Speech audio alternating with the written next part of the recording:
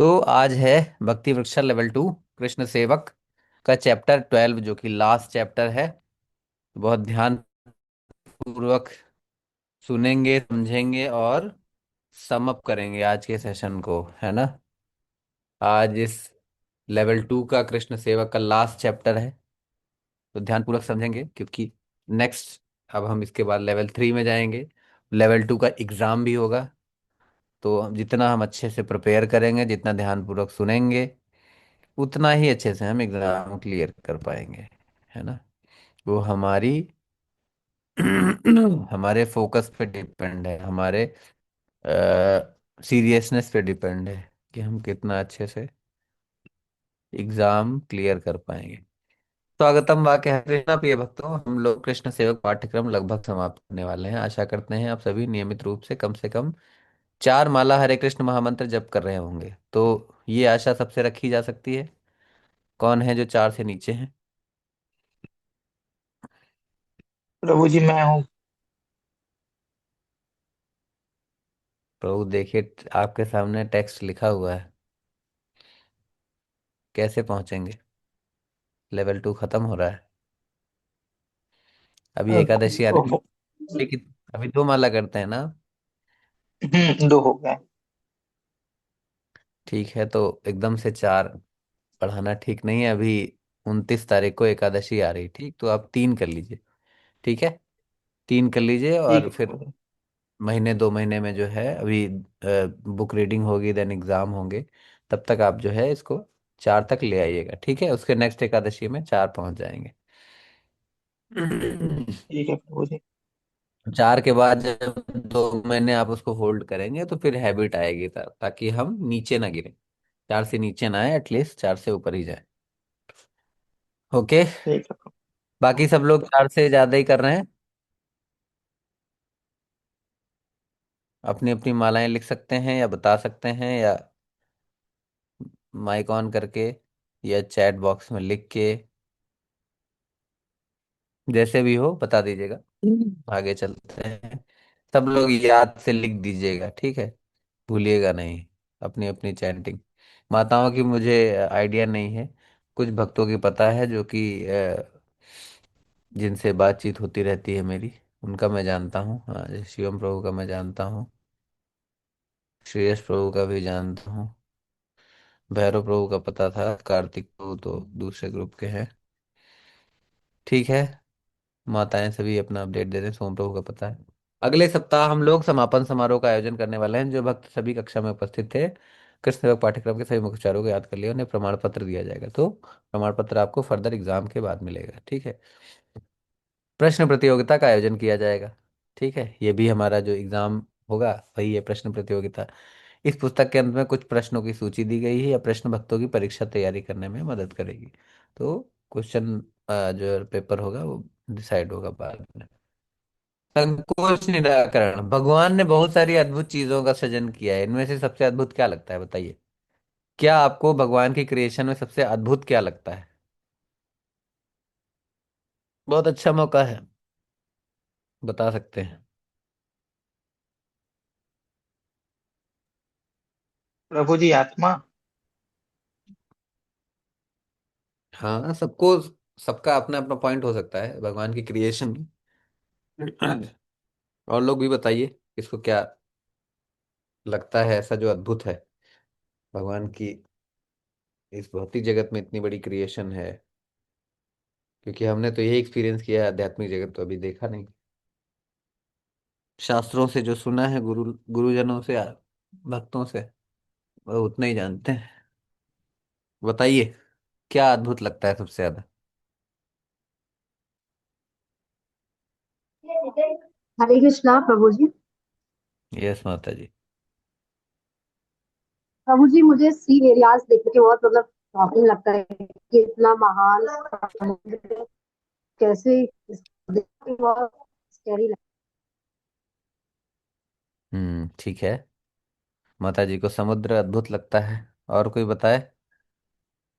सब लोग अपना अपना ओपिनियन दे सकते हैं।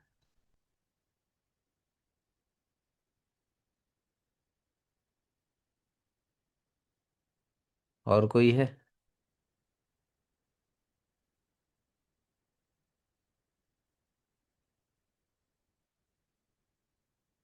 ये आप प्रभु लोगों की जी जो सेल्स वगैरह तो होते हैं, प्रभु जी जो सेल्स वगैरह होते हैं ना, तो उसके अंदर के जो मतलब पार्ट्स वगैरह होते हैं, तो मतलब देख के हैरानी होती है कि जो अणु के बराबर की चीजें हैं वो भी मतलब उसके अंदर भी क्या फंक्शन है।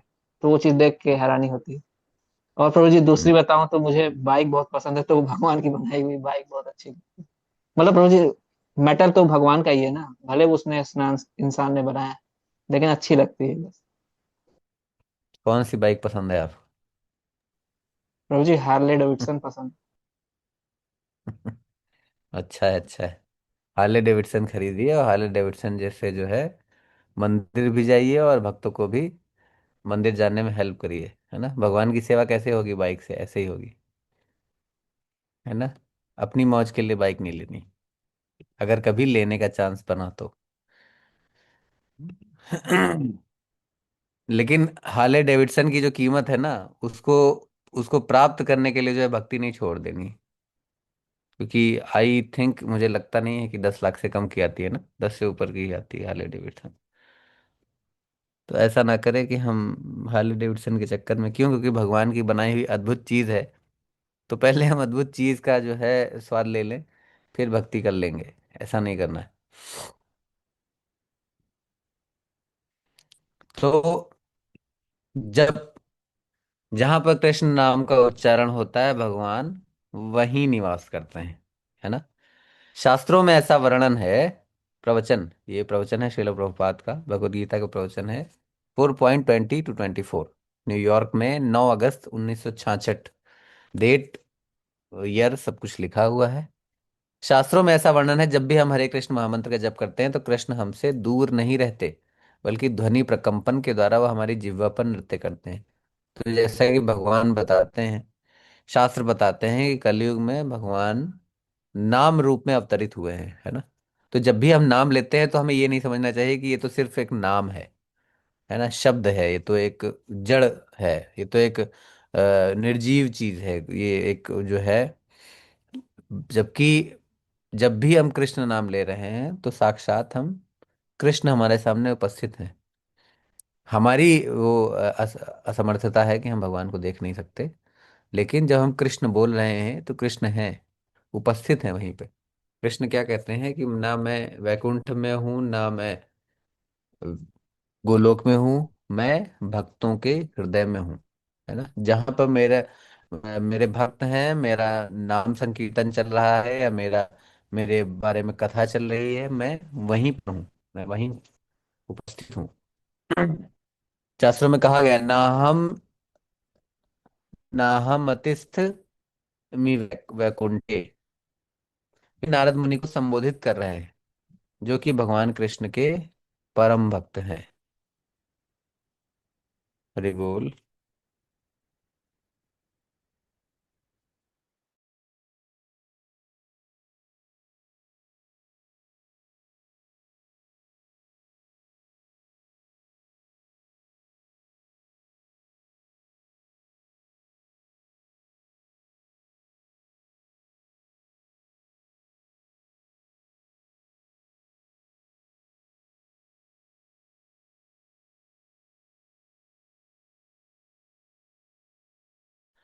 शायद नेटवर्क का इशू था।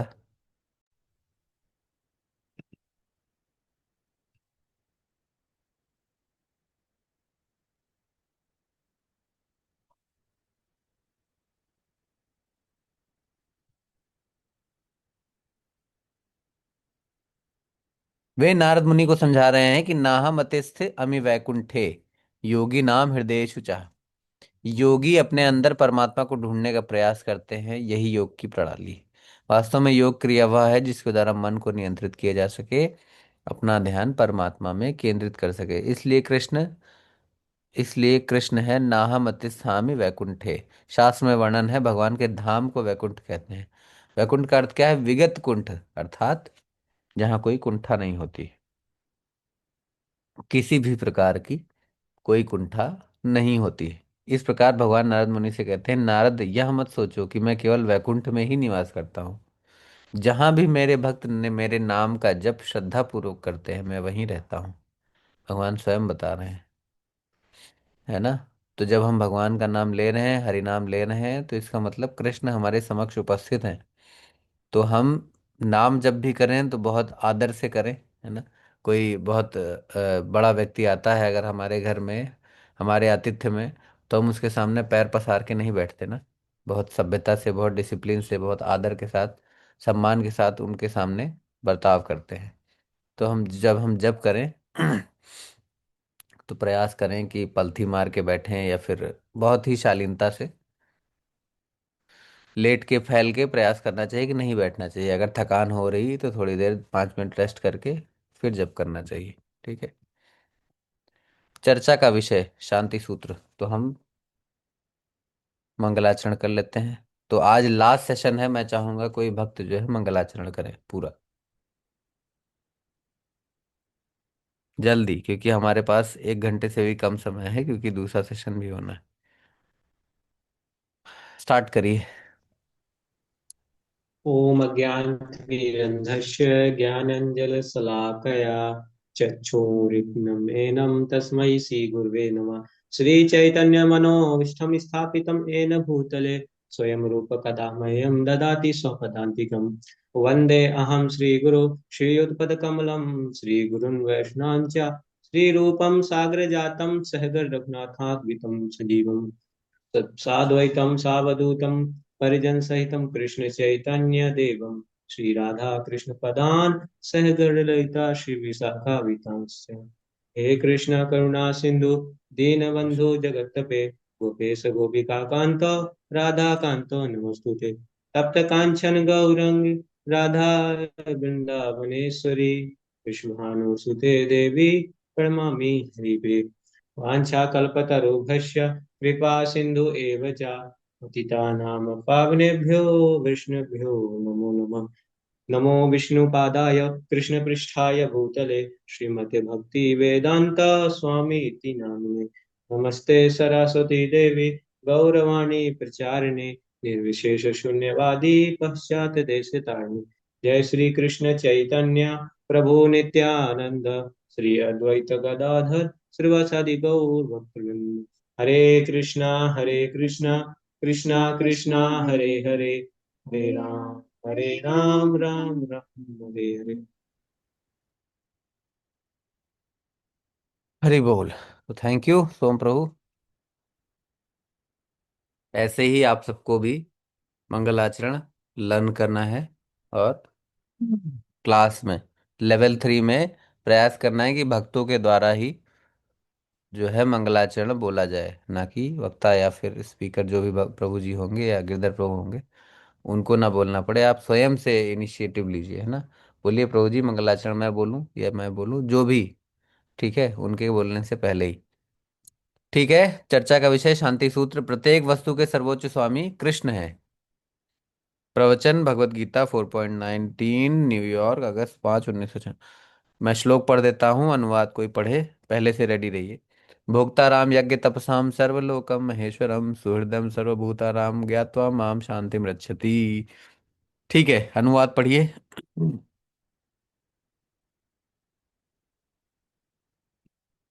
श्री यश प्रभु पढ़िए आप।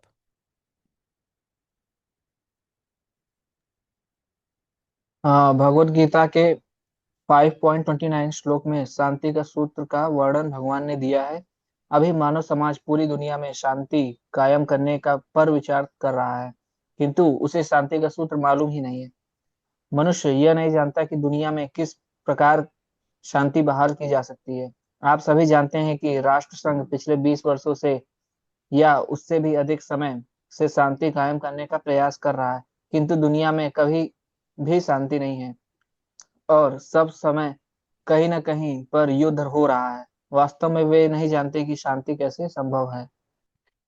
तो मनुष्य जो है शांति जो है स्थापित करने का प्रयास तो कर रहे हैं, लेकिन उसके बदले में वो क्या कर रहे हैं, बम बना रहे हैं।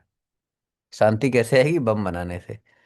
2 न्यूक्लियर मैं रख लूं, 4 आप रख लीजिए, और दोनों जो है एक दूसरे को मारेंगे नहीं, ये सोच के बम नहीं मारेंगे कि अरे उसके पास भी है, वो भी मार सकता है।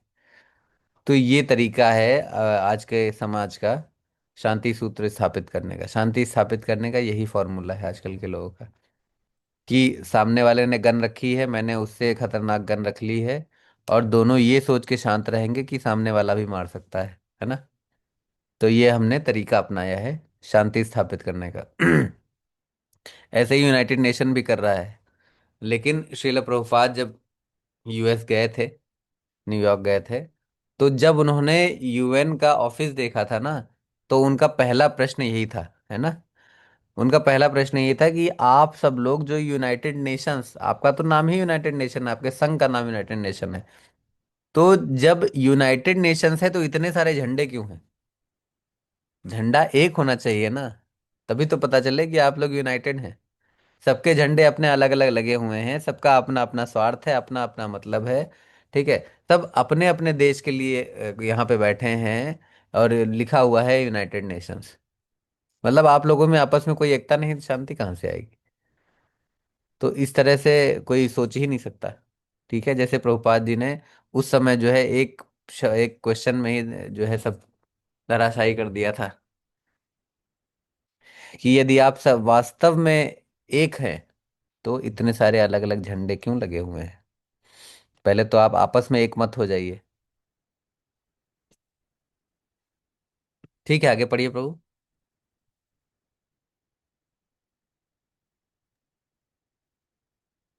भगवत गीता में कृष्ण कहते हैं, भोक्ता भोक्ता राम यज्ञ तमसाम तपसाम सर्वलोक महेश्वरम। मैं प्रत्येक वस्तुओं का सर्वोच्च सर्वोच्च स्वामी हूँ, सभी प्राणियों में ही ग्रहण करता हूँ। परिणाम। जी सॉरी प्रभु जी। उदाहरण, जैसे ऑफिस में कई सौ लोग काम करते हैं, सभी यही समझते हैं कि वे जो भी कार्य कर रहे हैं, जो भी मुनाफा होगा, वह सब कंपनी के मालिक का है। इसलिए वहां शांति रहती है। लेकिन जैसे ही कैशियर यह समझने लगते हैं कि वे सब पैसे खा रख रहा हूँ, इसलिए मैं मालिक हूँ, तो यहाँ से समय समस्या शुरू हो जाएगी। यदि हम यह सोचने लगे कि मैं बहुत अमीर आदमी हूँ, मेरे पास बहुत सारा बैंक बैलेंस है, मैं मैं अपनी इंद्र तृप्ति के लिए इसका इस्तेमाल करूंगा, तो यह कर्म कहलाएगा। लेकिन जब हम यह समझेंगे कि जो कुछ भी मेरे पास है भगवान का है, तो हम मुक्त रहेंगे। जो भी दौलत संपत्ति आपके पास है, उसे अपना समझकर स्वयं को उसका मालिक समझेंगे, तब आप माया के वशीभूत में हो जाएंगे। किंतु जब आप समझेंगे कि जो कुछ भी आपके पास है सब कृष्ण का है, तब आप माया से मुक्त हो जाएंगे। तो देखिए कितना बढ़िया उदाहरण दिया है, कि ऑफिस में देखिए सैकड़ों लोग काम करते हैं ना, बैंक में हो या फिर किसी भी कंपनी में हो, तो वहाँ बहुत सारे लोग काम करते हैं। लेकिन वो सब आपस में झगड़ा क्यों नहीं करते हैं? क्योंकि उनको पता है उनका उद्देश्य एक है, वो जो भी काम करेंगे, जो भी मुनाफा होगा, वो मालिक का होगा, है ना। हम उसके लिए कार्य कर रहे हैं, और वो उसमें से अपना जो भी हमारी सैलरी डिसाइड हुई है वो हमको देगा। लेकिन जैसे ही देखिए लिखा है, कैशियर ये समझने लगे कि अरे ये पैसे जो मैं रख रहा हूँ इसलिए मैं मालिक हूँ, ये मुनाफा मैं ले सकता हूँ, ये मेरा है, तो वहीं से समस्या शुरू हो जाएगी। ठीक है। पूरी कंपनी में कलह हो जाएगा। उसी प्रकार जब हम ये सोचते हैं कि इस प्रकृति में जो कुछ भी है वो कृष्ण का है, ठीक है, हम उसको यूज कर सकते हैं, उसकी केयर कर सकते हैं, लेकिन उस पे अपना हक नहीं जता सकते, उसके हम मालिक नहीं बन सकते, तो हम शांत, तो सब कुछ शांति रहेगी, मुक्त रहेंगे। ठीक है। जैसे हर देश की अपनी जो है हिसाब किताब है, ये मेरा बॉर्डर है, ये मेरी जमीन है, ये मेरे लोग हैं, ये इतना वो इतना, ठीक है।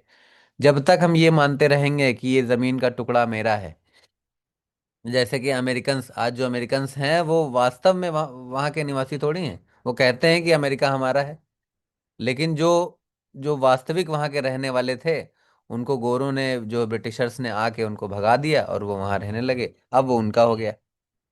क्या हमेशा से वो वहीं के निवासी थे? नहीं, वो वहाँ आके बसे हैं, और जो रियल में वहाँ के निवासी थे उनको वहाँ से भगा दिया गया। तो ऐसे ही है। ठीक है। आज और कुछ समय बाद फिर ऐसा होगा। तो ऐसे ये जो है ना, ये भौतिक जगत में जब हम अपना अधिकार जमाने का प्रयास करते रहेंगे, जो है भगवान बनने का प्रयास करते रहेंगे, तो ऐसे ही कलह मचती रहेगी। अलग अलग देशों के बीच युद्ध होंगे कि हाँ ये टुकड़ा ये मेरा है, चाइना और भारत के बीच यही तो मतभेद है। चाइना कहता है नहीं, अरुणाचल प्रदेश हम ले लेंगे, हमारा है, तिब्बत हमारा है, सब कुछ हमारा है। तो क्या है, जमीन के टुकड़े की ही तो लड़ाई है। लेकिन अगर चाइना भी ये सोचे, भारत भी यही सोचे कि ये भूमि जो है, ये प्रकृति, सब कुछ कृष्ण का है, हम सिर्फ यहाँ निवास करने आए हैं, हम यहाँ के किराएदार हैं, मालिक नहीं हैं, ठीक है। तो हम जब तक यहाँ हैं हमें इसकी केयर करनी है, और जब हम जाएं तो हम जो है अगले केयर टेकर को हैंड ओवर करके हम चले जाएं, है ना। तो कृष्ण भी प्रसन्न होंगे, शांति भी बनी रहेगी। इसलिए प्रभुपाद ने क्या बनाया, प्रभुपाद ये जो मायापुर में जो पूरी दुनिया का सबसे बड़ा मंदिर बन रहा है, प्रभुपाद ने कहा ये वास्तविक जो है संयुक्त राष्ट्र संघ होगा, यूनाइटेड नेशंस। यहाँ पे जो है शांति होगी, यहाँ से पूरे विश्व में शांति जाएगी, ठीक है। यहाँ जो है हर देश के लोग यहाँ बैठेंगे, और उनका सिर्फ एक उद्देश्य होगा, कृष्ण की प्रसन्नता, कृष्ण के लिए सेवा करना, कार्य करना। सबका एक गोल होगा, एक सेंट्रलाइज्ड गोल होगा, कृष्ण, ठीक है। सबके अपने अपने जो है मकसद नहीं होंगे, अपने अपने स्वार्थ नहीं होंगे। तो यहाँ हर धर्म के, हर देश के लोग बैठेंगे यहाँ पे, और सिर्फ कृष्ण की बात होगी। तो ये वास्तविक जो है शांति यहाँ इस तरह से स्थापित होगी, और ये वास्तविक संयुक्त राष्ट्र संघ बनेगा। जो भी दौलत संपत्ति आपके पास है उससे अपना समझकर, तो हम क्या कर रहे हैं, हमारे पास जो कुछ भी है हम उसको अपना ही समझते हैं, ठीक है। इस जो है कर्म में फंसे जाते हैं, है ना। अगर अपना समझ के, मान लीजिए हमारे पास ये फोन है, मैं, और इस फोन को, ये फोन मेरा है, और उसके बाद भी अगर मैं प्रयास करूं कि हाँ नहीं मैं कृष्ण की सेवा में इसको लगा दूंगा, तो भी एक अच्छी शुरुआत है, ठीक है, वहां तक ठीक है। लेकिन जैसे ही हम ये कहें कि नहीं ये मेरा है और ये मैं अपने ही यूज में लूंगा, ये सिर्फ मेरा है, ठीक है, तब वहां से प्रॉब्लम शुरू हो जाती है। तब वहां से कर्म बंधन, बेस्ट तो ये है कि सब कुछ कृष्ण का है और कृष्ण की ही सेवा में लगना चाहिए, ठीक है। मैं भी कृष्ण का हूँ, ये शरीर भी कृष्ण का है, तो जितना हो सके इसको उन्हीं की सेवा में लगाना है। लेकिन अच्छी शुरुआत ये भी है कि हाँ चलो ये मेरा है, लेकिन मैं भगवान की सेवा के लिए दे सकता हूँ, ठीक है। ये मेरे लिए लैपटॉप मेरा है या फोन मेरा है, ठीक है, इसको मैं भगवान की सेवा के लिए दे सकता हूँ, भले मैं बाद में ले लूँ। तो इतनी भावना भी अच्छी है। लेकिन सब कुछ मेरा है और मेरे लिए ही यूज होना चाहिए, ठीक है, तो ये कृष्ण से द्वेष करना है, तब जो है हम फंसते हैं। प्रश्न एक, कर्म क्या है, बताइए कर्म क्या है।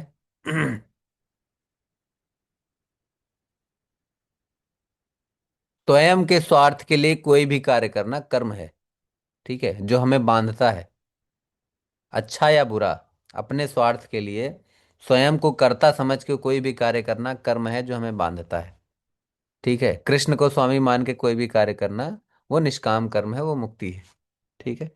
वास्तविक स्वामी को जानने के बाद हम किस प्रकार मुक्त हो सकते हैं, कैसे मुक्त हो सकते हैं वास्तविक स्वामी को जानने के बाद, कि सब कुछ कृष्ण का है और उन्हीं को बिलोंग करता है, सब कुछ उन्हीं की सेवा में लगना चाहिए। तो हमारे ऊपर ना कोई रिस्पॉन्सिबिलिटी है ना कोई बंधन है, ठीक है, उनका है, उन्हीं की सेवा में लगेगा। बीच में जब तक हम उनकी सेवा कर रहे हैं तो जो हमारे लिए जरूरी है उतना हम भी ले लेते हैं उसमें से, है ना। तो इसमें फंसने का कोई चांस नहीं होता। कृष्ण सभी चीजों के भोक्ता हैं, ठीक है, संध्या माता पढ़िए। कृष्ण सभी चीजों के भोक्ता हैं। भगवत गीता प्रवचन से 5.2022 से 29। न्यूयॉर्क, अगस्त 31 अगस्त 1966। हम सब इस पृथ्वी पर मेहमान हैं। आप अमेरिकन हैं, मैं भारतीय हूँ, हम सभी मेहमान हैं। कुछ वर्षों के लिए मेहमान हैं, मान लीजिए 100 वर्षों के लिए या 50 वर्षों के लिए। उसके बाद हमें छोड़कर चले जाना पड़ता है। यदि हम स्वामी हैं तो हम अपनी संपत्ति लेकर क्यों नहीं जाते हैं? नहीं, हम स्वामी नहीं हैं, इसलिए त्याग करने का प्रश्न ही नहीं है, और ना ही भोग करना या मजा करने का प्रश्न है। क्योंकि आप स्वामी नहीं हैं, इसलिए ना ही आप मजा कर सकते हैं और ना ही आप त्याग कर सकते हैं। इसलिए भोग और त्याग दोनों ही अवैधानिक है।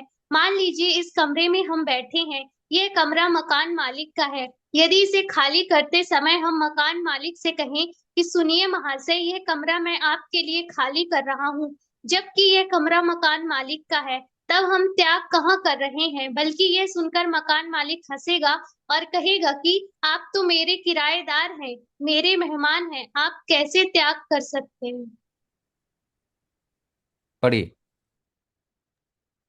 आप कैसे त्याग कर रहे हैं? ये तो मेरा है। इसी प्रकार यदि हम कहें कि हम त्याग कर रहे हैं या भोग कर रहे हैं, यह दोनों ही अवैध हैं।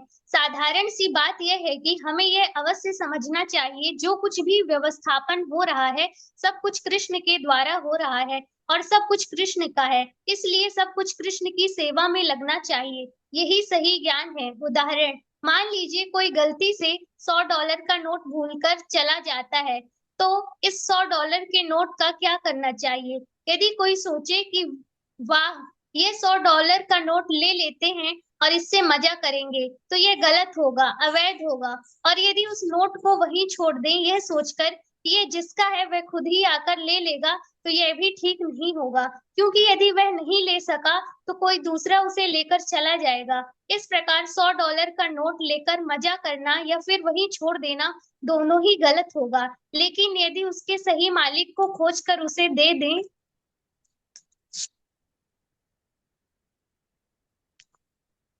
पढ़िए। दे दी दे दिया जाए, तो यह सभी मायने में सेवा होगी। इस तरह यदि हम यह समझ लें कि सब कुछ भगवान का है, तब हमारे अंदर ये चेतना जागृत होगी कि हम भोगता नहीं है। तब हमारे काम, क्रोध, लोभ आदि सब समाप्त हो जाएगा।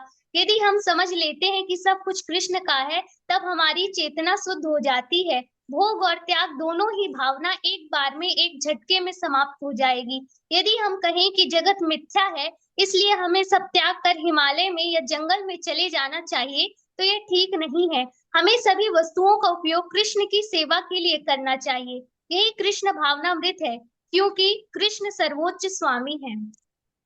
Thank you. बहुत सुंदर। तो क्या बता रहे हैं कि मान लीजिए कि कोई व्यक्ति है ना, उसने किसी का घर लिया किराए पे, कुछ समय के लिए किराए पे रह रहा है, और उसके बाद वो क्या बोल के जा रहा है कि ये घर, ये कमरा मैं आपके लिए खाली कर रहा हूँ। मकान मालिक को बोल रहा है कि ये मैं आपके लिए खाली कर रहा हूँ, है ना, है तो मेरा ही। तो मकान मालिक क्या कहेगा? कि तुमको हम ही ने रहने के लिए दिया था, और तुम हम ही से जो है अंग्रेजी बोल रहे हो। तो ये भावना गलत है।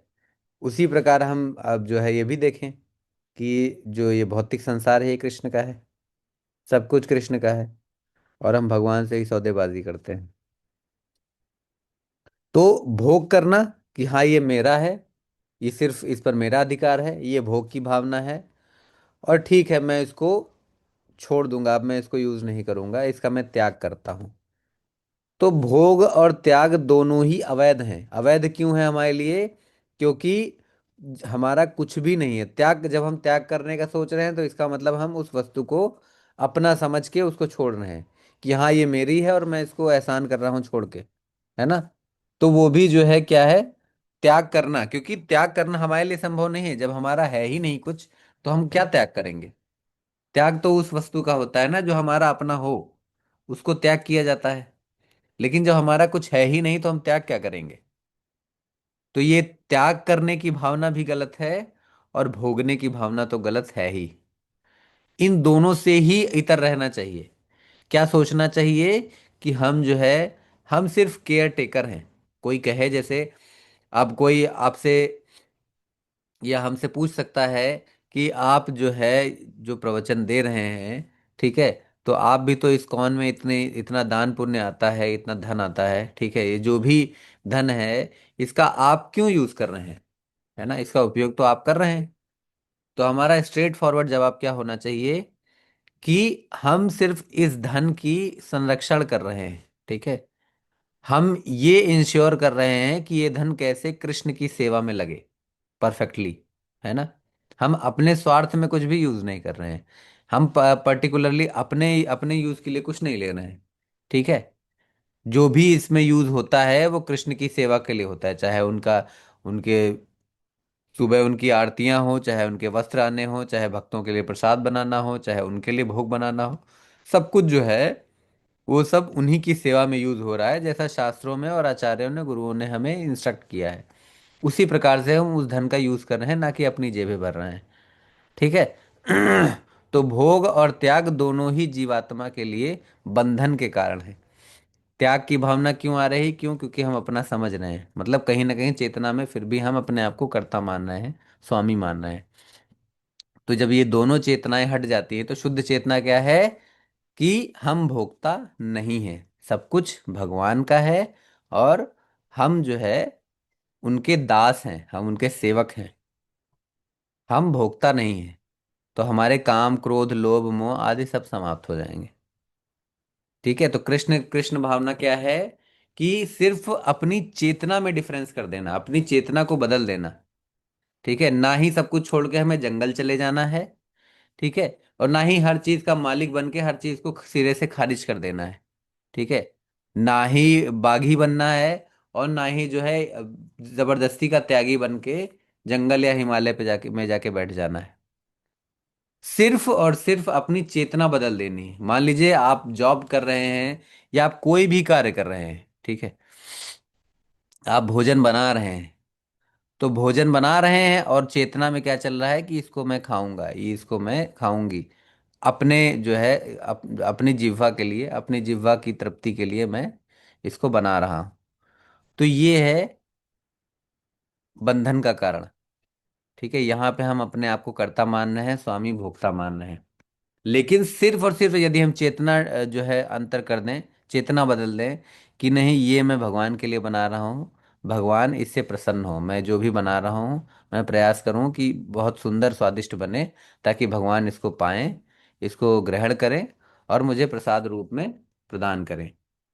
तो जैसे ही चेतना बदली, वो कृष्ण की सेवा में बदल गई। ठीक है। फिर वहां पे वो हमें बंधन नहीं लगेगा। जो भी हम पाएंगे, जो भी खाएंगे, वो हमें बांधेगा नहीं, वो हमें उल्टा मुक्त करेगा, हमारी चेतना को शुद्ध करेगा। हम जॉब कर रहे हैं, तो अगर हम जॉब करते हुए ये सोच रहे हैं कि नहीं, धन तो हर व्यक्ति जॉब धन कमाने के लिए ही करता है, तो हम जॉब कर रहे हैं, इससे मैं धन कमाऊंगा और एक जो है अच्छी सी कार खरीदूंगा, फिर उससे मैं एंजॉय करूंगा, मजे करूंगा। ये जो भावना है जॉब करने की, ये आपको बांधेगी। लेकिन जब हम ये सोचें कि नहीं मैं जॉब करूंगा, तो उससे जो भी पॉसिबल होगा ज़्यादा से ज़्यादा मैं भगवान की सेवा में भी दूंगा, है ना, ताकि मैं जो है बंधू नहीं, मैं भगवान की सेवा कर सकूं। भगवान की कृपा से मुझे ये धन प्राप्त हो रहा है और मैं उनकी सेवा में लगा सकूं। जैसे ही आपने अपनी चेतना बदली, वही काम है, वही जॉब है, वही जगह है, वही धन है, लेकिन हमारी चेतना बदली तो हमारा बंधन जो है कट गया। बस और सिर्फ अपनी चेतना बदलनी है, अपना सोचने का तरीका बदलना है। ठीक है। और मैकेनिकली इसको सोचना नहीं है। जब हम जप करेंगे, श्रवण करेंगे, कीर्तन करेंगे, तब ऑटोमेटिकली ये चेतना धीरे धीरे बनती जाएगी, बदलती जाएगी हमारी। भोग से जो है सेवा की ओर हमारी चेतना ट्रांसफर होती, शिफ्ट होती चली जाएगी। तो प्रश्न है, एक ऐसे व्यक्ति की व्याख्या करें जो किसी और की संपत्ति का आनंद उठाता है, उसे छोड़ने का प्रयास भी करता है। कैसे अपने व्यक्तिगत जीवन में भी हम भी ऐसा ही करते हैं? बताइए, क्या है ऐसा उदाहरण?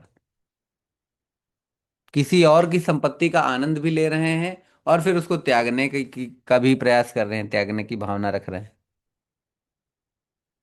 तो ऐसा इस भौतिक संसार में प्रत्येक व्यक्ति कर रहा है। किसी और की संपत्ति कैसे है? ठीक है। हम जो भी यूज कर रहे हैं, सपोज हम इस घर में रह रहे हैं, तो हम तो कहेंगे कि नहीं, डॉक्यूमेंट तो मेरे नाम के हैं, सरकार ने ये जमीन मेरे नाम अलॉट करी है, मैंने खरीदी है, एलडीए में मेरा नाम चढ़ा है। लेकिन प्रैक्टिकली देखें तो किसका है? कृष्ण का है ना। तो जब हम ये संपत्ति, जब हम यहाँ रहते हैं, तो हम इसको अपना समझते हैं। और फिर जब हम जा रहे होते हैं इसको छोड़ के, या बेच रहे होते हैं, या जो है शरीर छूट रहा होता है, तो हम क्या बोलते हैं कि ये घर मैं अब छोड़ रहा हूँ, या मैं ये दान कर रहा हूँ। तो दान तो हम तब करेंगे कुछ भी जब हमारा होगा, है ना। हम कुछ भी अगर कृष्ण की सेवा में देते हैं तो हम क्या समझते हैं? हम दान कर रहे हैं। ठीक है, हम बहुत बड़े दानी हैं, या फिर देखो मैं जो है सब कुछ मैं दान कर देता हूँ, इतना दे देता हूँ। तो दान करने के लिए लायक तो हम तब हैं जब हमारा कुछ हो। सब कुछ तो कृष्ण का है ना।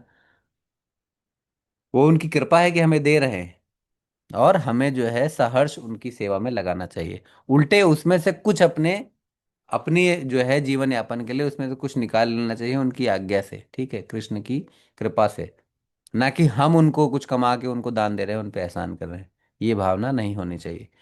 इस संसार में हम क्या आनंद उठा सकते हैं और क्या छोड़ सकते हैं? $100 के नोट के उदाहरण का उपयोग करें तो उदाहरण यही है, ठीक है, कि $100 का नोट पड़ा है, ना ही उसको उठा के अपने मजे के लिए यूज करना है और ना ही उसको छोड़ के चले जाना है, ठीक है। क्योंकि कोई और उठाएगा तो हो सकता है वो उसका मिस यूज करे। तो हमें क्या करना है, उसको उठा के जिसका है उसको दे देने का। तो जिसका है वो नहीं मिला तो क्या करने का है, उसको मंदिर में दे देने का। क्या उसका सही यूज हो जाए, उसको किसी की सेवा में लग जाए, भगवान की सेवा में लग जाए, परोपकार के लिए वो पैसा यूज हो जाए। हम अपने जीवन में $100 के नोट के उदाहरण को कैसे लागू कर सकते हैं? हम जो भी कमाएं जो भी करें वो कृष्ण के लिए करें, है ना, परमार्थ के लिए करें, स्वार्थ के लिए नहीं। ठीक है। आज थोड़ा स्पीड में चलेंगे। कृष्ण हमारे सच्चे मित्र हैं, सोम प्रभु पढ़िए। कृष्ण हमारे सच्चे मित्र हैं। भगवान श्री कृष्ण परम भोक्ता हैं और स्वामी परम मित्र हैं। वैदिक शास्त्रों के अनुसार जब हम एक शरीर त्याग कर दूसरे शरीर को ग्रहण करते हैं, तब भगवान श्री कृष्ण परमात्मा के रूप में हमारे साथ साथ दूसरे शरीर में प्रवेश करते हैं। कृष्ण हमारे सच्चे मित्र हैं। हम गरीब हो या अमीर, कृष्ण कभी भी हमारा साथ नहीं छोड़ते हैं। जबकि हम जबकि हम बहुत अमीर होते हैं, तब हमारे बहुत सारे मित्र होते हैं, किंतु गरीब होने पर हमारे पास कोई नहीं आता। किंतु कृष्ण ऐसे मित्र नहीं हैं। वैदिक शास्त्रों में वर्णन है कि पेड़ पर दो चिड़िया बैठी हैं। एक चिड़िया पर पेड़ पर लगे फल को खा रही है, दूसरी चिड़िया चुपचाप उसे देख रही है। इसमें चुपचाप से देखने वाली चिड़िया कृष्ण है और फल खाने वाली चिड़िया हम स्वयं हैं। हम लोग भौतिक जगत में अपने कर्मों का फल भोग रहे हैं, आनंद कर रहे हैं। कृष्ण हमारे हृदय में परमात्मा के रूप में बैठकर इसका ध्यान पूर्वक निरीक्षण कर रहे हैं, एकदम अर्जुन की तरह। जैसे अर्जुन कृष्ण से बहुत सारे प्रश्न कर रहा था, जिज्ञासा कर रहा था, कृष्ण चुपचाप सुन रहे थे। लेकिन जैसे ही अर्जुन की चेतना जागृत हुई तो वह कृष्ण के सामने तुरंत शरणागत हो गया। स्यात् ते हम साधि माम त्वम प्रपन्नम। ठीक है। तो कृष्ण हमारे सच्चे मित्र हैं। सच्चे मित्र का मतलब क्या हुआ? हम भी मित्र बनने का प्रयास करते हैं ना, हम भी मित्र बन सकते हैं, मित्रता निभा सकते हैं। लेकिन सच्चा मित्र क्या होता है? मान लीजिए हम मित्रता निभाने का प्रयास करते हैं, मित्र बनने का, लेकिन हम कब तक मित्र बने रह सकते हैं? 10 साल, 20 साल, 50 साल, जब तक ये शरीर है सिर्फ तब तक। सच्चा मित्र क्या है? जो कभी आपका साथ नहीं छोड़ता, ठीक है, कभी, सिर्फ इस जीवन में नहीं, इस जन्म में नहीं, अनंत जन्मों में भी। तो ऐसे सच्चे मित्र सिर्फ और सिर्फ एकमात्र कृष्ण है। वैदिक शास्त्रों के अनुसार जब हम एक शरीर त्याग करते हैं, दूसरे शरीर को ग्रहण करते हैं, तो परमात्मा जो है जीवात्मा के साथ ही दूसरे शरीर में प्रवेश करते हैं। तो हम सोचिए, एक बार सोच के देखिए कि सपोज कोई आपको इग्नोर करे, ठीक है, मान लीजिए कि आपको एक सेंटर की सेवा दे दी गई, उसकी केयर टेकिंग की, ठीक है, आप उस सेंटर के प्रेसिडेंट या फिर कह लीजिए कि आप उसके मेन हेड बना दिए गए, ठीक है। और कुछ एक आध ऐसे भक्त हैं जो आपकी बात नहीं सुनते, आपको इग्नोर करते हैं, आपकी बात नहीं मानते। तो हमारे अंदर क्या भाव आएगा कि अरे बेकार व्यक्ति है यार, ये चला जाए सेंटर से तो अच्छा है ना। कोई बात नहीं माननी है, कोई सुननी नहीं है, बस अपने मन की उल्टी सीधी करनी है। हमारे मन में तुरंत भाव आता है ना। 2 4 10 बार भी अगर हमें कोई इग्नोर कर दे, 10 बार तो बहुत ज्यादा हो गया, 2 4 बार भी इग्नोर कर दे तो हमारे तुरंत भाव अंदर हमारे भाव आता है कि ये व्यक्ति ठीक नहीं है। अब सोच के देखिए कि कृष्ण को हम कितने वर्षों से, कितने जन्मों से हम भूले हुए हैं। अनंत जन्मों से हम कृष्ण को इग्नोर कर रहे हैं, और फिर भी कृष्ण हमारे साथ हर शरीर में।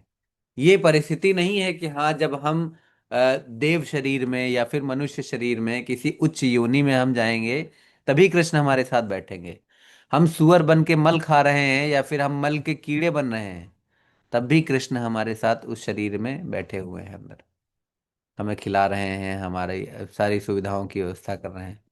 तो इसको कहते हैं सच्चा मित्र।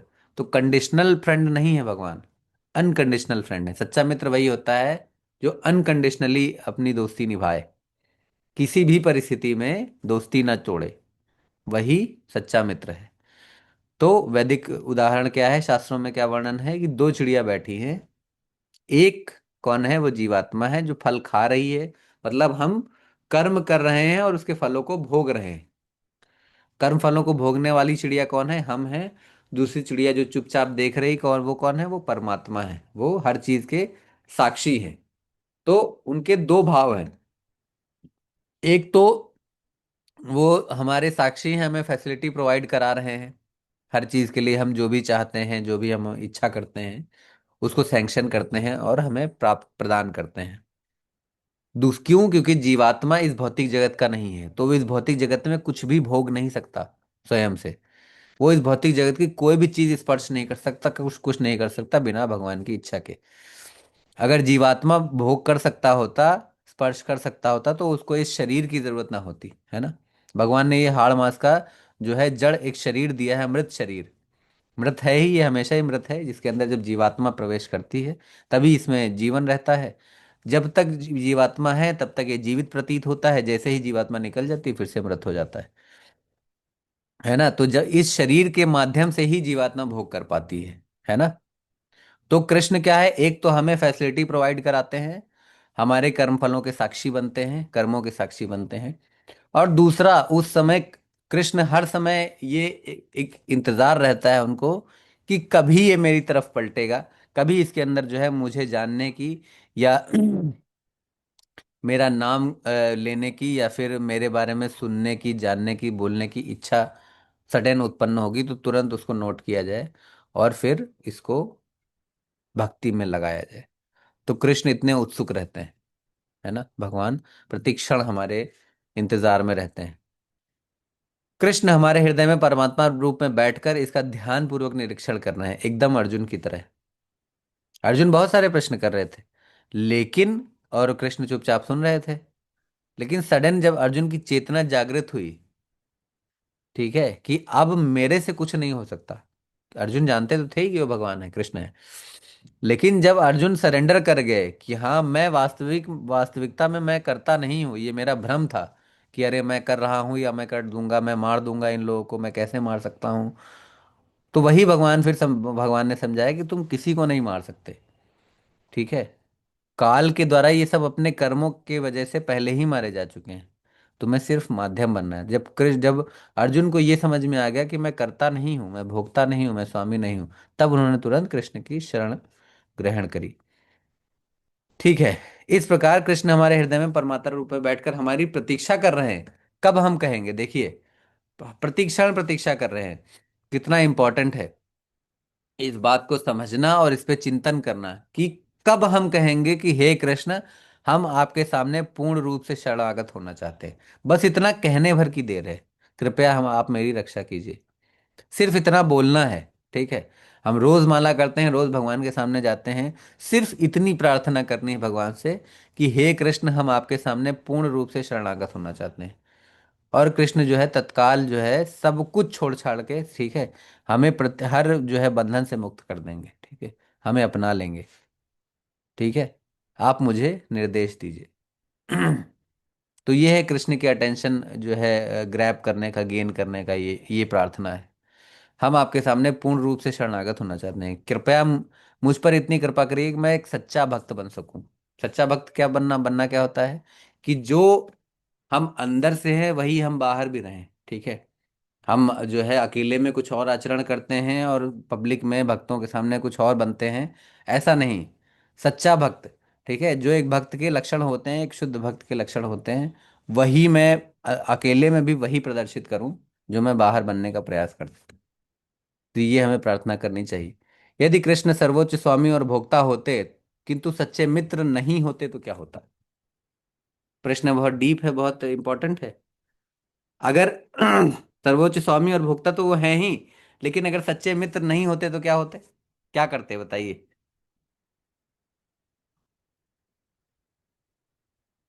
जो हम करते हैं, क्या करते हैं, हम एक्सप्लॉइट करते हैं किसी के पास पावर आ जाए, किसी के पास पोस्ट आ जाए, पोजीशन आ जाए, पैसा आ जाए, क्या करता है वो? तुरंत उसका माथा घूम जाता है, दिमाग खराब हो जाता है और वो लोगों को एक्सप्लॉइट करना शुरू कर देता है। तो सोचिए, कृष्ण सुप्रीम पावरफुल है, अल्टीमेट जो है उनके पास, हर चीज का जो है पावर है, सब कुछ उन्हीं के कंट्रोल में, अल्टीमेट कंट्रोलर है। लेकिन उनका दिमाग नहीं खराब होता कभी। वो हमारे सच्चे मित्र हैं, वेल विशर हैं।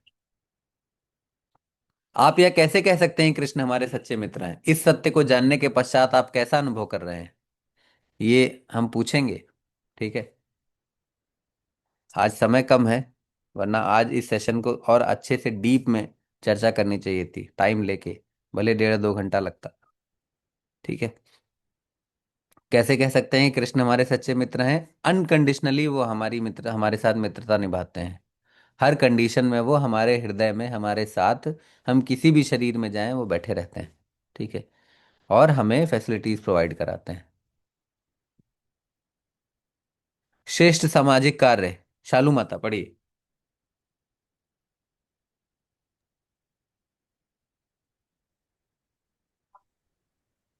जब तक मनुष्य यह सोचता रहता है कि वह भौतिक लाभ उठा सकता है, तब तक वह बद्ध जीवन में बना ही रहता है। किंतु जो जो उसे चेत होता है, तो उसमें ज्ञान उत्पन्न होता है कि वह भोगता नहीं है, क्योंकि एकमात्र भोक्ता श्री भगवान है।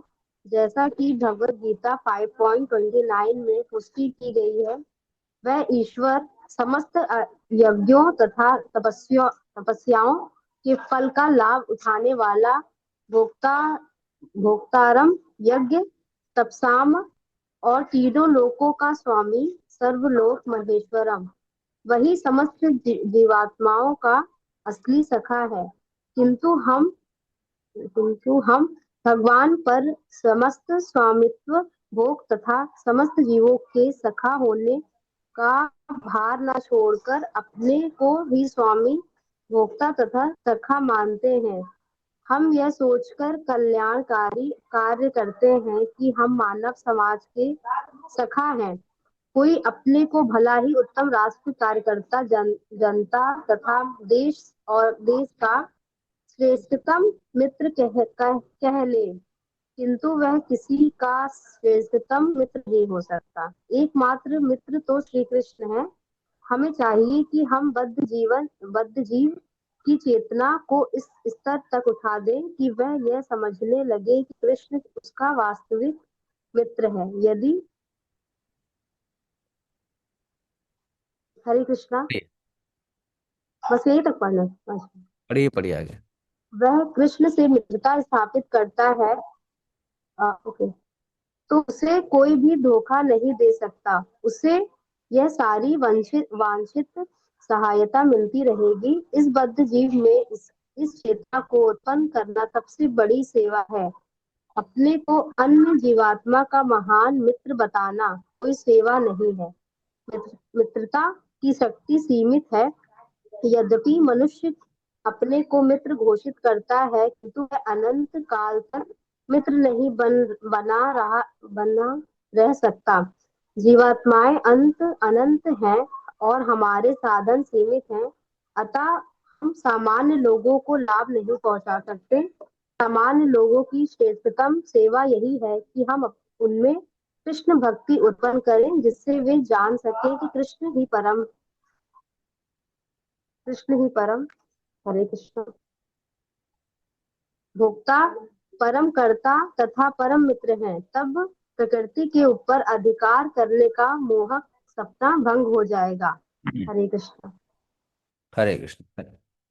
तो देखिए, क्या बोल रहे हैं कि हम कितना भी मित्र बनने का प्रयास कर ले, है ना, जनरली क्या टेंडेंसी होती है, बाहर के लोग, कोई पावरफुल होता है या कोई किसी के पास थोड़ा बहुत कुछ होता है, तो क्या, अरे मैं हूं यार, टेंशन मत लो, सब देख लूंगा।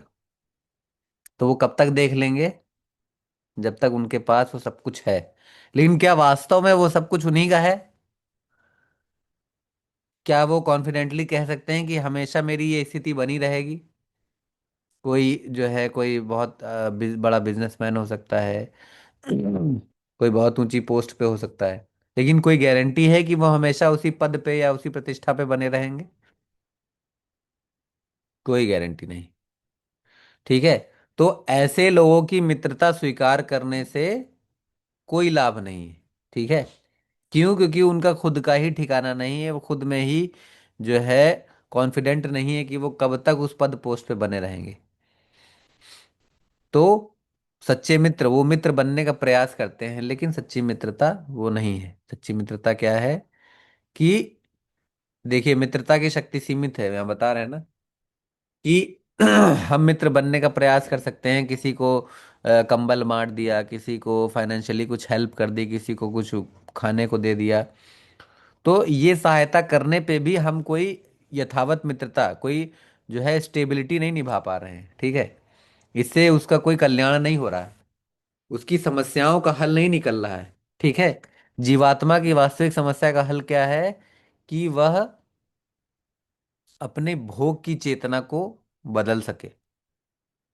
उसकी जो भोग की चेतना है कि मैं करता हूं, मैं स्वामी हूं, यदि हम उसकी इस चेतना को शिफ्ट करके वह कृष्ण का दास है या कृष्ण ही परम भोक्ता है, इस चेतना में हम किसी भी जीव को, एक भी जीव को ला सके, तो ये कृष्ण की सबसे बड़ी सेवा है, सर्वोच्च सेवा है। देखिए लिखा है, हम सामान्य लोगों को लाभ नहीं पहुंचा सकते, है ना। एनजीओ वाले या फिर लोग के ये सब, ये क्या है, हरे कृष्ण बोलना, ये कीर्तन और ये कथा कीर्तन, इससे क्या लाभ होगा? है, हम देखिए लोगों को खाना खिला रहे हैं, लोगों को 2 वक्त का भोजन दे रहे हैं, लोगों को कपड़ा दे रहे हैं। ठीक है। ठंड में लोग ठिठुर रहे हैं, आपके हरे कृष्ण बोलने से क्या होगा? आपके ये कीर्तन करने से क्या होगा? क्या उनकी ठंड दूर हो जाएगी? क्या उनकी भूख भूख दूर हो जाएगी?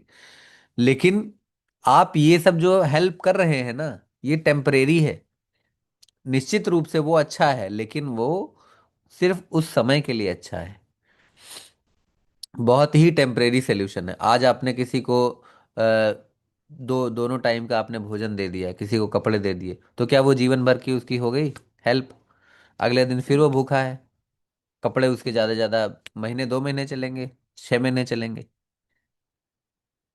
और जो उसका कर्म बंधन है, क्या वो कर्म बंधन उसे छूट गया? क्या उसकी जो है सारी तकलीफें दूर हो गई?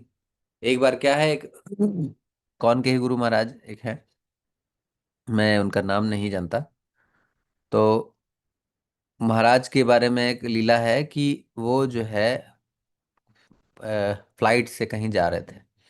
ठीक है। तो एक महिला थी जो कि व्हील चेयर पे थी। ठीक है। तो फ्लाइट में अनाउंस हुआ कि जो है एसी खराब है। तो इस पे वो बहुत ज़्यादा चिढ़ गई। ठीक है।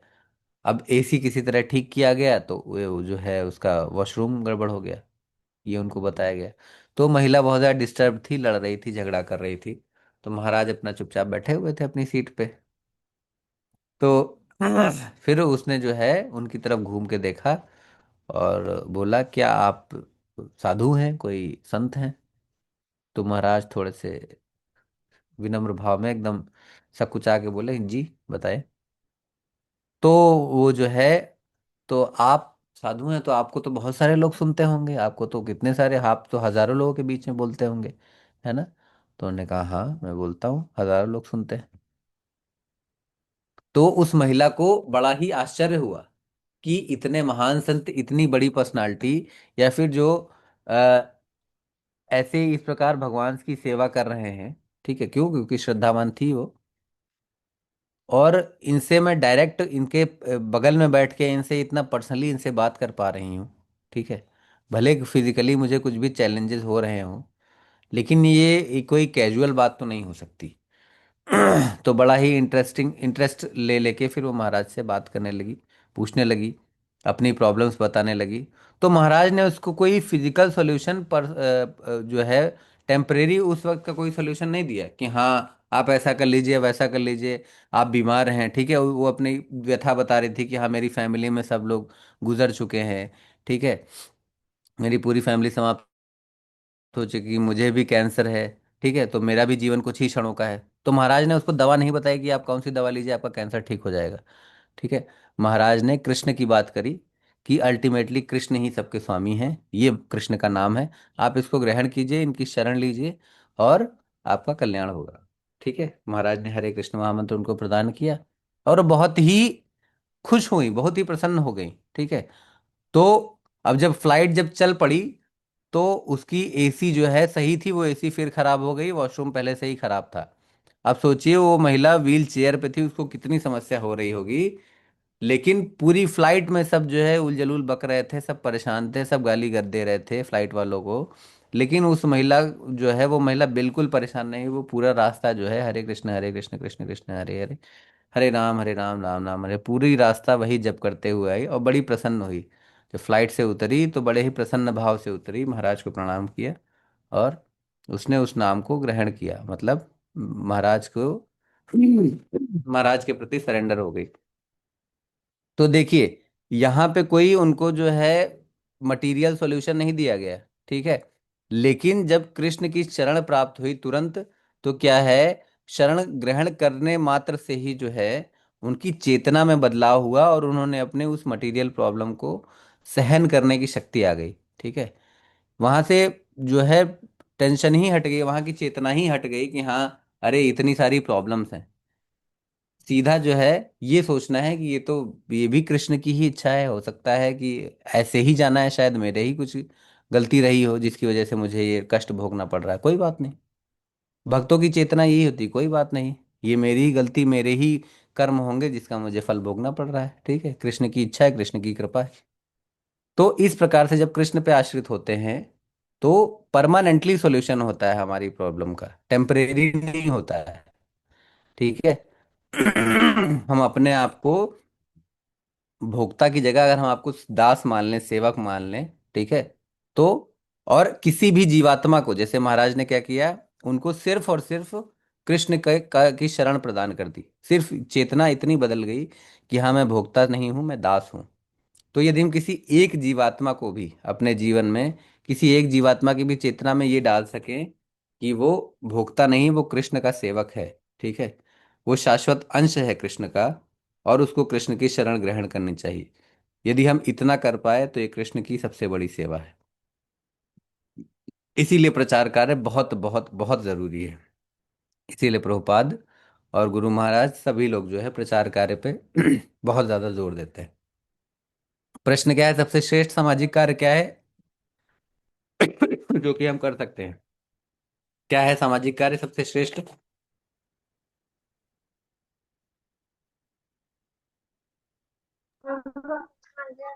कृष्ण भावना भवित बनाना प्रभु जी, कृष्ण की सेवा हाँ। में।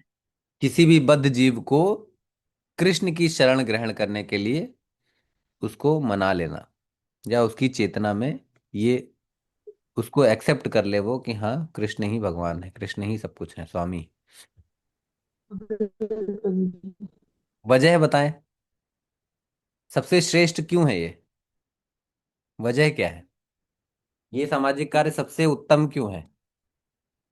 कंबल प्रभु बांटा क्यों? जी, ये सामाजिक कार्य इसलिए उत्तम है प्रभु जी कि अगर हम देखें कि जैसे बहुत सारे एनजीओज हैं, वो मतलब ठीक है, एक समय कंबल बांट दे रहे हैं, एक समय कपड़ा बांट दे रहे हैं, खाना भी बांट दे रहे हैं, या फिर मान लीजिए कुछ एक्टर्स वगैरह हैं वो गोद भी ले लेते हैं किसी गरीब को। लेकिन प्रभु जी समहाउ ऐसा है कि मतलब आदमी को फिर भी शांति नहीं मिलती है। वो उसमें भी जैसे प्रभु जी, मैं एक एग्जांपल बताता हूँ कि जैसे गवर्नमेंट ने गरीबों को घर दिया, तो वो गरीब वो लोग उस घर को भी वैसे ही बना दिए। तो प्रभु जी मतलब कोई चीज की सुविधा देना सोल्यूशन नहीं है।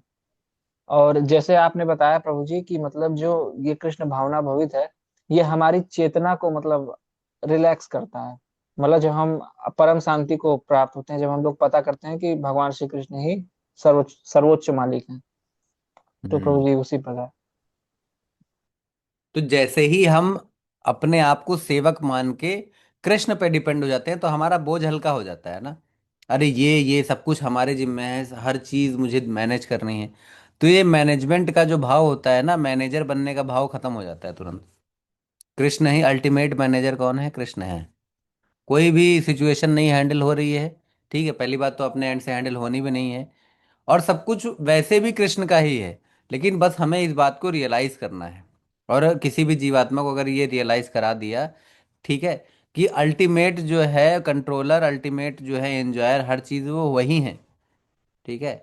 हम चाह के भी कुछ नहीं कर सकते, हम प्रयास करते हैं लेकिन होता वही है जो वो चाहते हैं।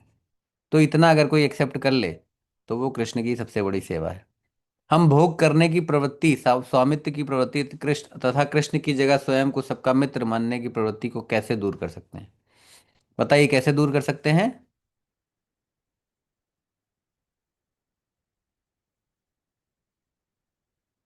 सिंगल सेंटेंस में आंसर है, सिर्फ कुछ वर्ड्स का आंसर, एक लाइन का आंसर है।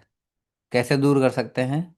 भगवान को सरेंडर करके। हाँ, बहुत सुंदर, कृष्ण की शरण ग्रहण करके। निष्कर्ष, हमेशा प्रसन्न रहने के लिए यह सूत्र हमेशा याद रखना चाहिए कि कृष्ण ही सर्वोच्च स्वामी और परम भोक्ता हैं और हमारे सच्चे साथी हैं। जो व्यक्ति इस रहस्य को समझ लेता है वह हमेशा शांत चित्त और प्रसन्न रहता है। तो हम अपने जीवन में प्रैक्टिकली इस बात को अप्लाई करके देख सकते हैं, चेक कर सकते हैं, ट्राई कर सकते हैं कि जब जब हमारे अंदर ये भाव आए कि सब कुछ मेरा है, मैं स्वामी हूँ, ठीक है, सिर्फ एक बार को ये सोच लीजिए कि मेरे चाहने से कुछ नहीं हो रहा, बस कुछ क्षण के लिए कृष्ण को सरेंडर हो जाइए। देखिए तुरंत जो है माइंड रिलैक्स हो जाएगा, तुरंत मेंटली जो है रिलैक्सेशन आ जाएगा। किसी सिचुएशन में फंस गए, जूझे हुए थे, प्रयास कर रहे थे कि नहीं मैं इस चीज को सॉल्व कर लूं, क्यों? क्योंकि हम बद्ध है ना, तो हम ये नहीं याद रख पाते हर समय कि हाँ कृष्ण ही सब जो है हर चीज के स्वामी है। हम जो है स्वामी बनने का प्रयास करते रहते हैं आए दिन, ठीक है, हर दिन हम कुछ ना कुछ कार्य करते हैं तो हम स्वामी बनने का प्रयास करते हैं। लेकिन जब सिचुएशन किसी भी प्रॉब्लम में फंस जाएं और उसका सोल्यूशन ना हो रहा हो तो बस इतना सोच ले कि भगवान अब आप देख लीजिए, मेरे बस का नहीं। इतना मानने मात्र से ही वो प्रॉब्लम जो है, उस प्रॉब्लम का टेंशन धीरे धीरे अपने आप डाउन होने लगता है। कभी भी करके देख लीजिएगा। भले वो प्रॉब्लम इंस्टेंट सॉल्व ना हुई हो, क्यों? क्योंकि हम चाह रहे थे कि तुरंत सॉल्व हो जाए। भले ही वो इंस्टेंट सॉल्व ना हुई हो, लेकिन अगर हमने कृष्ण पे छोड़ दिया कि ये भगवान ये प्रॉब्लम सॉल्व नहीं हो रही है मेरे एंड से, आप देख लीजिए इसको सॉल्व करना है, अभी करना है, कैसे करना है, क्या करना है, मेरे से अब हैंडल नहीं हो रहा है। एट इंस्टेंट जो है आपको हेल्प मिल जाएगी। हो सकता है कृष्ण सामने वाले को प्रेरित कर दें कि वो आपको इनडायरेक्टली हेल्प करने आ जाएगा। ठीक है, आपका लोड तुरंत कम हो जाएगा। तो सिर्फ और सिर्फ सरेंडर करना होता है। भगवान क्या कह रहे हैं? सर्वधर्मान परित्यज्य माम एकम शरणम व्रज, एकमात्र मेरी शरण ग्रहण कर लो। ठीक है, और सारे जो है झोल झमेले हैं वो सब त्याग दो। बोझ फालतू के मैनेजर बन के नहीं बैठना है बोझ लेके, ठीक है, बस एक बार उनके हवाले कर देना है सब कुछ और वो सब कुछ मैनेज कर लेंगे अपने आप। तो शांति प्राप्त करने के लिए तीन तरीके क्या है?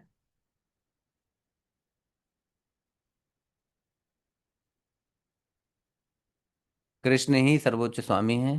सर्वोच्च हाँ, कृष्ण ही और सर्वोच्च, सर्वोच्च। हाँ सच्चे सर्वोच्च स्वामी है, परम भोक्ता है और सच्चे मित्र हैं। जब हम इतना सोच लें, पूरी तरह से उन पे डिपेंड हो जाएं, तो तत्क्षण शांति प्राप्त हो जाएगी हमें। प्रचार संदेश, बस 5 मिनट में एंड करते हैं, वरना आश्रय गौर प्रभु आ ही रहे होंगे। ठीक है, उनको लेट हो रहा है, उनको अपना लिंक स्टार्ट करना है।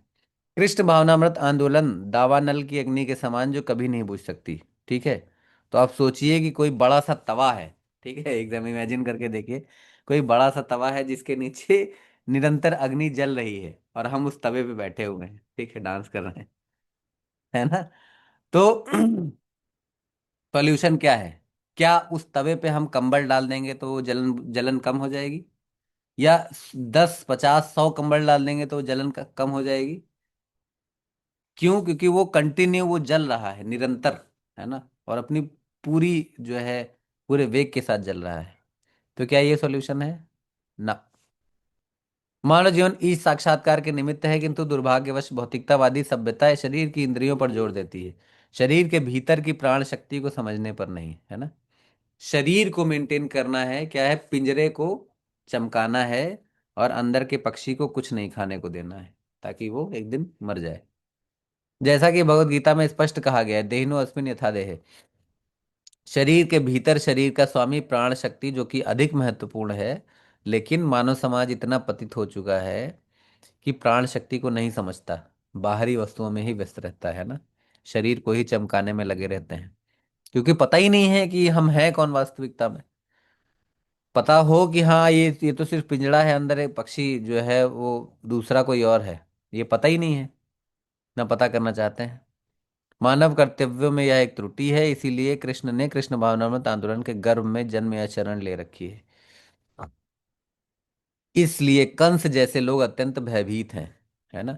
तो जब कभी सोचिए कि कृष्ण जब ट्री कैसे ग्रो कर जाते हैं, उन पर फल कैसे आ जाते हैं। हाँ प्रभु जल्दी सोच के देखिए कि मैं क्या बोला था। कृष्ण जब माता देवकी के गर्भ से जो है प्रकट हुए थे, तो क्या किसी ने सोचा था कि इतनी इतनी बड़ी बड़ी लीलाएं करेंगे, इतना सब कुछ करेंगे। कभी किसी ने इमेजिन नहीं किया था कि जो है कुरुक्षेत्र में युद्ध होगा, इतना भीषण युद्ध होगा, इतने सारे राक्षसों को मारेंगे। क्या लेकिन उद्देश्य क्या था? परित्राणाय साधुनां विनाशाय च दुष्कृताम। ये उद्देश्य था, लेकिन किसी ने सोचा नहीं था। उसी प्रकार इस कलयुग में चैतन्य महाप्रभु ने या फिर हरिनाम ने जो अवतार लिया है, ठीक है, तो किसी ने ये सोचा नहीं है कि कितनी बड़ी बड़ी लीलाएं होने वाली हैं। हालांकि लीलाएं चल रही हैं, लेकिन कोई इस बात को समझ नहीं सकता। और कंस जैसे लोग, क्या बोल रहे हैं, कंस जैसे लोग अत्यंत भयभीत हैं। और जिस प्रकार कंस जो है कृष्ण को नहीं मार सका था, उसी प्रकार ये कंस जैसे लोग भी कलयुग के इस आंदोलन को रोक नहीं सकते। ठीक है, यह आंदोलन बढ़ता ही जाएगा। करना क्या है? जो भी प्रचारक हैं, जो भी लोग हैं, जो भी इस कृष्ण भावना के संदेश का प्रचार कर रहे हैं, ठीक है, उनको बस क्या करना है? उनको अपनी 16 माला जप और 4 नियमों का पालन दृढ़ता से करना है। प्रभुपाद कह रहे हैं ये आंदोलन अपने आप फैलेगा, आपको ज्यादा कुछ एफर्ट करने की जरूरत नहीं है। बस आप अपने आचरण में, अपने नियमों में दृढ़ रहिए, ठीक है, और प्रचार करने का बस प्रयास करते रहिए। प्रचार करने वाले प्रभुपाद हैं, करने वाले भगवान हैं। ठीक है, हम कभी ये ना सोचे कि हम कुछ कर रहे हैं। हमारी हैसियत नहीं प्रचार करने की, हमारी कोई नहीं सुनता, हमारे घर वाले हमारी नहीं सुनते, हम दुनिया को क्या ही सुनाएंगे। तो ये कृष्ण का नाम है, ये उनकी कृपा है, ठीक है, जिसके जिसकी वजह से कुछ लोग हमारी बात सुनते हैं। तो उनकी कृपा से यदि कोई हमारी सुन रहा है, तो बस हमें यही सोचना है कि उन्हीं की कृपा से बस प्रचार हो रहा है। ठीक है, हम सिर्फ एक माध्यम हैं, और इस माध्यम बनने में ही सबसे बड़ा लाभ है। ठीक है, हमें कर्ता बनने का प्रयास भी नहीं करना है, इस माध्यम बनने में ही हमारा सारा लाभ छुपा है। ठीक है, सारी जो भी फैसिलिटीज हैं, सारा जो भी हम मुक्ति भुक्ति जो भी है, ठीक है, ऐश्वर्य जो भी है, सब भगवान खुद दे देंगे। ठीक है, हमें सिर्फ माध्यम बनना है। ठीक है, भगवान ने क्या किया? अर्जुन को सिर्फ माध्यम बनाया। अर्जुन ने क्या क्या बोला? कि आप जो बोलेंगे वो मैं करूंगा। लास्ट में ये नहीं बोला कि नहीं मैं युद्ध करूंगा। वहां पे अपनी इच्छा उन्होंने नहीं बताई कि ठीक है नहीं अब मैं युद्ध करूंगा, अब आप मना भी करेंगे तो भी मैं युद्ध ही करूंगा, ऐसा नहीं बोला। सिर्फ इतना बोला कि अब आप जो बोलेंगे वो मैं करूंगा। तो इतना इस भाव से भगवान को सरेंडर कर जाना है। ठीक है, तो यहीं पे ख़त्म करते हैं। Thank you very much. Hare Krishna, 7:55 हो गया है। कोई प्रश्न, कोई जिज्ञासा हो तो ग्रुप में आप एक मैसेज डाल दीजिएगा, अपना क्वेश्चन डाल दीजिएगा, उसका आंसर मिल जाएगा। अभी हमको एंड करना है क्योंकि 7:55 हो गया है ना, वरना नेक्स्ट क्लास के लिए लेट होगा। Thank you very much. Hare Krishna. Srila Prabhupada की जय।